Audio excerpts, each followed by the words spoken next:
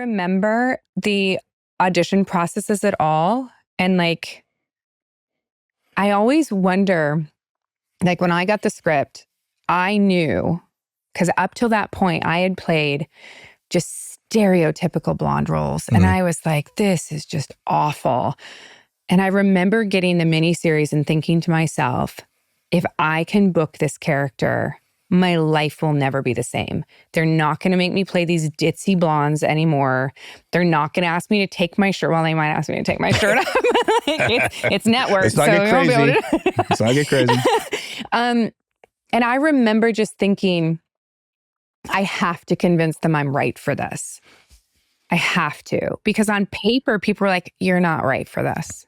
Really? Yeah. That's what I heard multiple times. And I don't know why Eric Dawson, Kripke, Dawson, and Ulrich. Sounds right. That was the casting directors. They kept having me come back.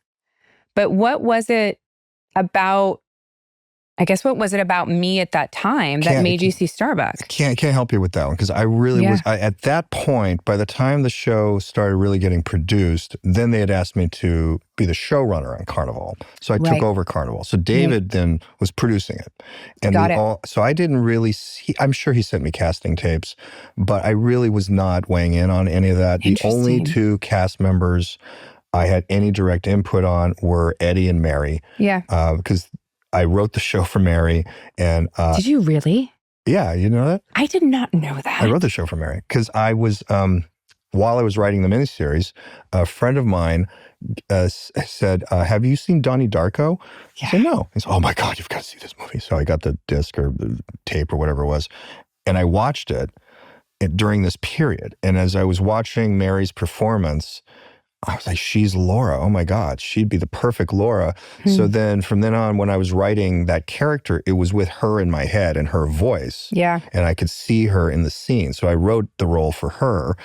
And then you hope, it's like you always have these crazy lists of people you're going to get. Yeah. And she was, I wanted her at the top, not really thinking we were going to get her. And lo and behold. And then we had a brunch with her. David and I had brunch with her.